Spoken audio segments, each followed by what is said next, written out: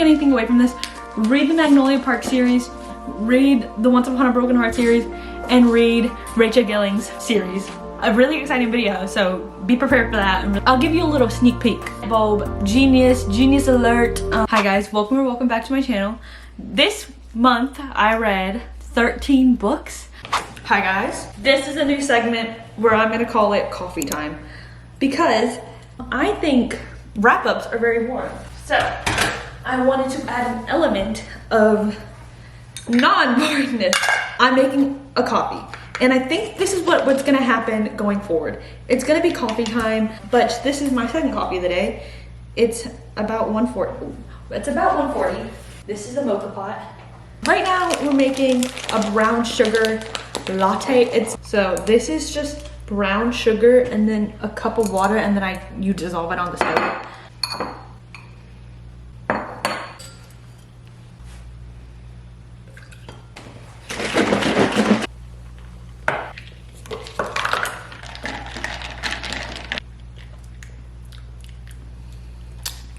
A little more.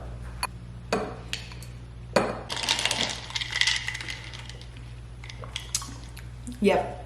In October, I read 13 books, and I took the liberty of the season, and I did read some spooky, more seasonal romances, and I never really read seasonal romances because I'm not like a Christmas romance girl. I just don't like that. And I read a bunch of new releases, and here's the stack right now. Here I read some Kindle Unlimited romances, all that jazz, and I'm just gonna give you my rating on all of them. The first fun book that I read this month was Assistant to the Villain by Hannah Nicole Meyer. Just a cute little romance, just a cute little rom-com.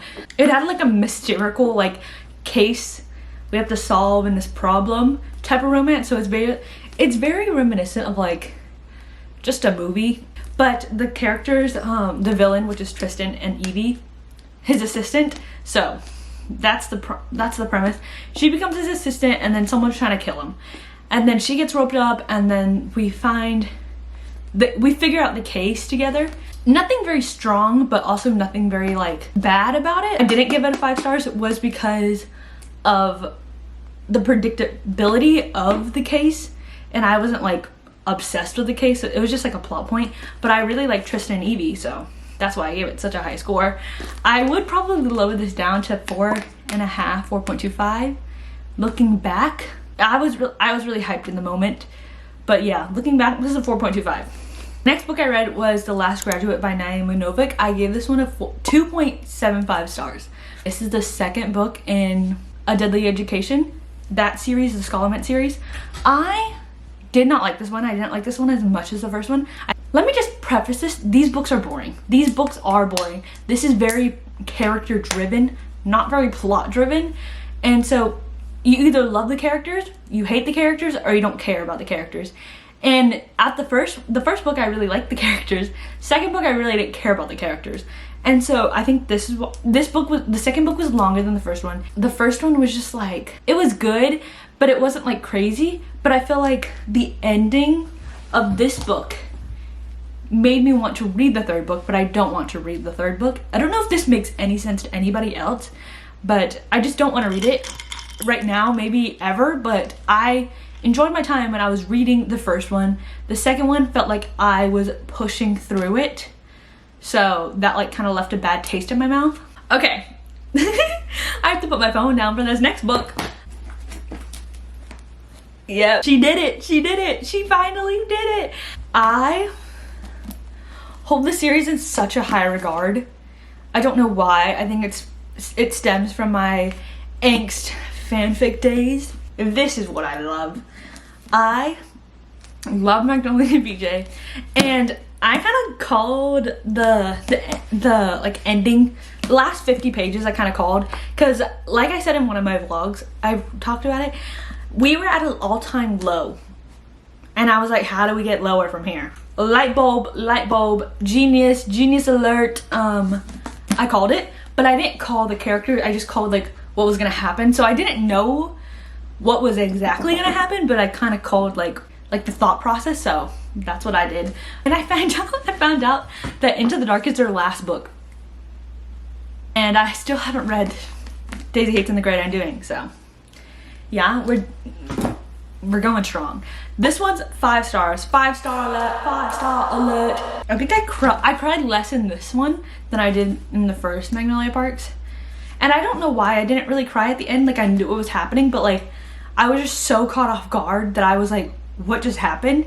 And I didn't have time to like process my emotions about it. Next book I read, I was into my little romance era, and I read Between Commitment and Betrayal by Shan Rose.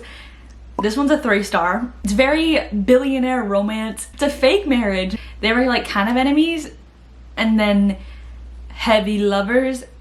No plot, just spice. I thought the romance was physical based. Like, it was really physical based, so I didn't feel like a connection between these characters emotionally. That's why I gave it 3 stars. And then I read the second book in that series. I read Between Love and Loathing by Shan Rose. This is the second book. It's about Everly's stepsister, Clara, and Declan's older brother, Dom. So Dom and Clara, it's another fake relationship type thing. I gave this one 4 stars though.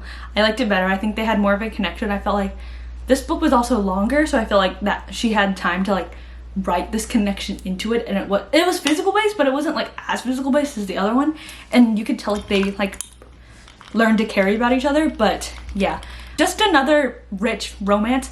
But in this one, Clara's a baker, and then in the other one, the first one, Between Commitment and Loathing, Everly's like a trainer type thing. Next, I read Hopeless by Elsie Silver. I gave this one a 4.25 stars. I really liked the Chestnut Spring series. Ask me anything, don't have a clue. Don't have a clue what happened in it. Don't know my favorite couple. All I know is that I liked it. A lot of people didn't really like Hopeless, but I liked Hopeless. Like, everyone like kind of bashed on Bailey, and I kind of liked Bailey, so I don't know what's up with that. I don't know what's up with that, but I liked Bailey and I liked Bo, and I felt like they really brought the best out of each other, so that was good. That's all I gotta say. Hopeless, 4.25 stars. I don't know my favorite book out of that. I really like Jasper and Salome, but I don't remember what happened in their book at all. All I know is that Harvey kept on calling them cousins, so that was a trait, I guess. Next, I read The Raven Boys by Maggie Sylvester. I'm so sorry. But this is the first in the Raven Cycle series. I gave this one a 4. Wait, yeah, I gave this one a 4. I liked the story, and like I'm kind of glad that I didn't know anything about the series going forward, like, and going into it, because it was a wild ride. There was like a plot point that I was like gagged. I was like, oh my god, that's crazy. No wonder it like made so much sense. Gangsley, he is obsessed with ley lines and like the supernatural and all that, because something happened and he got really obsessed with it, and he dragged all his friends into this. But this other character, Blue, her whole family is like, they're psychics and stuff like that, and they like into like the spiritual world, so they're into that stuff. Ever since Blue was born, she was told that if she kisses her true love, he'll die. See someone on like the death walk. I don't know what the day is. If you're in this death walk, and like she doesn't have any power, she doesn't have any psychic ability, she just enhances other people's psychic abilities, and she like enhances like the energy. She finally sees something on this like holiday for them, I think, and she sees a guy walking, and then apparently you can only see your loved ones when they're walking, and if you're walking on that like road or something like that, that means you're gonna die in a year. So she sees this guy that's gonna die in a year, who's apparently her true love, and then it all spirals and they cross paths, like the Raven Boys and Blue, and they become a group. I like the start of the series. And then I went straight into the second book, which is The Dream Thieves, but it was a 3.75 stars.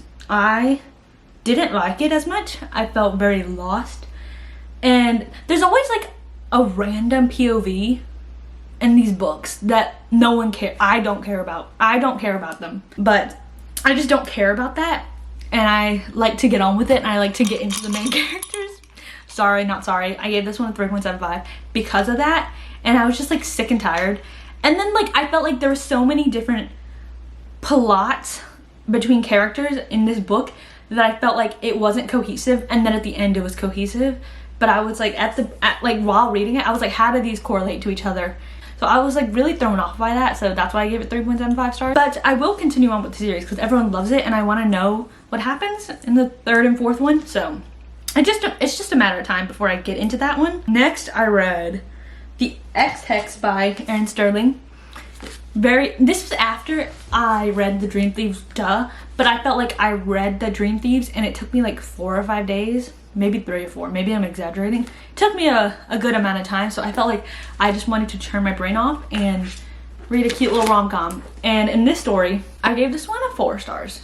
Reese and Vivian, they were together for like a summer and then they broke things off, and then they're both witches, but Vivian and her cousin made like a fake curse on Reese and his family. He broke her heart, so she like cursed him. Yeah, 9 years later, he comes back to her town and then they cross paths and he's actually cursed. So yeah, he has a hex on him and they have to figure out how this happened, what to do now going forward, and how to fix it all.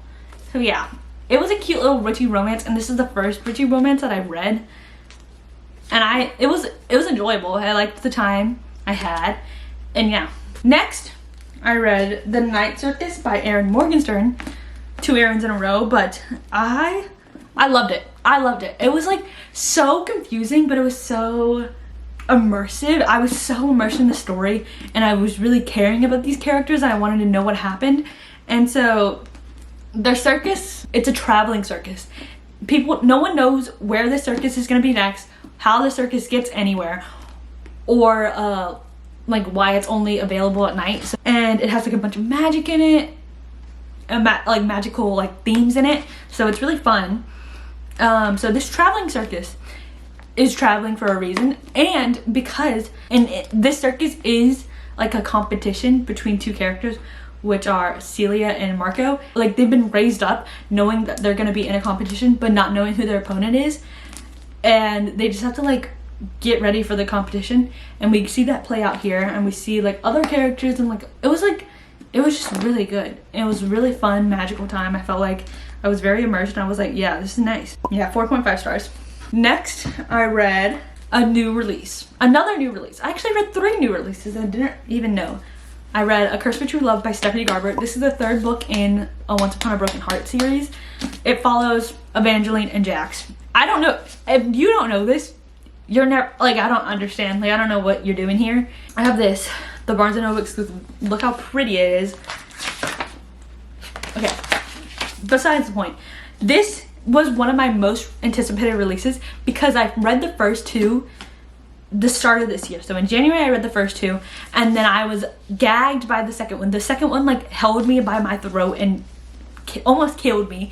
I was sobbing at the end of it. I just wanted Jackson and Evangeline together. So here's the 3rd one. Here's the finale, and it was so good. I think right now people aren't happy with it. I don't know what you guys wanted. Like I felt like everyone, someone said that the slow burn was even slower.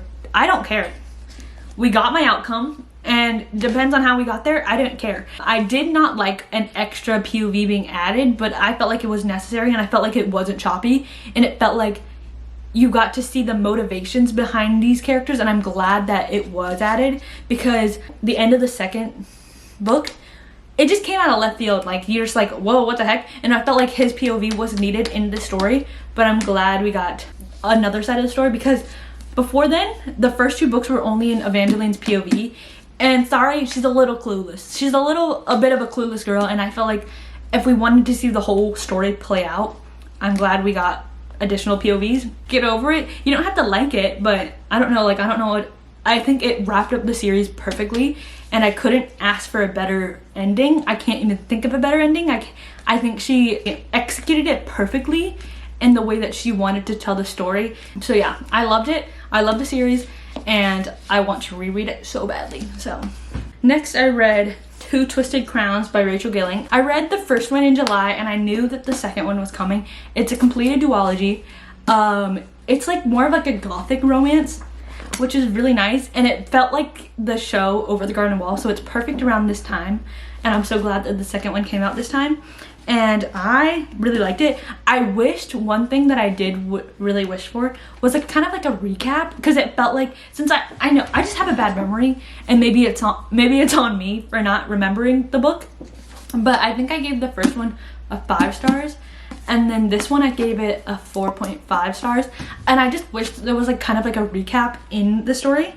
And there was also like an additional like romance, because we get Elspeth and Raven, and they're like the main focus of the first book. We get an additional romance in this book, which I was like very caught off guard for, and I didn't care for it at first, but I really grew to love it. And I think their like quotes are very beautiful, and they're really like sweet to each other, and I love it. I just love it. I think this series is so good. People love this book, and I see why, and I loved the second one. I just wish that it was like, I wish there was more Raven and Elspeth, because it was very Shepherd King and Raven heavy, and then the second romance that comes into play.